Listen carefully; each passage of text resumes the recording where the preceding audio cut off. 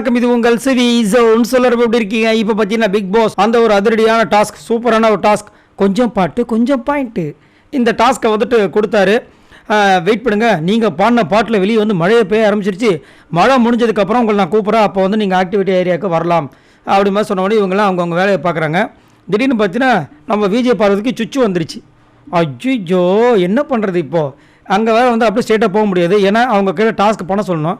அதனால் அங்கே வந்து டங் டங் டங்னு அடிக்கிறாங்க அந்த காலிங்கில். இந்த பக்கம் பார்த்தீங்கன்னா ரொம்ப சீரியஸாக வந்துட்டு அந்த டீம் ஃப்ளஷ் ஃபைட்டர்ஸாக அவங்க வந்து பயங்கரமாக பேசிகிட்டு இருக்காங்க. அதில் வேறு வந்துட்டு இந்த கானாவனத்துக்கு என்னதான் தெரில, காலில் சலங்கை கட்டியிருக்காரா இல்லை நெருப்பை வச்சுருக்காரான்னு தெரில, எப்போ பார்த்தாலும் பதறிக்கிட்டே இருக்காப்புல. அதில் அவருக்கும் அந்த கேப்டனாக இருக்கிற ரம்யாவுக்கும் கொஞ்சம் அப்படி சலசலப்பாக இருக்குது. அந்த நேரத்தில் இவங்க அடிச்சுட்டே இருக்காங்க. ஒரு நிமிஷம் வருவாங்க, ஒரு 5 நிமிஷம் எனக்கு அவசரமாக வருதுன்றாங்க விஜய் பார்வதி. சரி, உடனே சபரி இருந்தது, நான் வரேன் அப்படின்னும் போது இல்லை வெயிட் பண்ணுங்கன்னு சொல்லிட்டு கேப்டன் ரம்யா வந்துட்டு இவர் அனுப்புகிறாங்க. யார்? அமித் வந்தார். இவங்க எனக்கு ஒரு பரதநாட்டியம் நீங்கள் ஆடணும்னு ஆசைப்பட்றேன்னு சொல்லிட்டு அவரும் அநியாயத்துக்கு இவங்க சொன்னாங்கன்னு சொல்லிட்டு ஆர்ஆர் பாருங்க.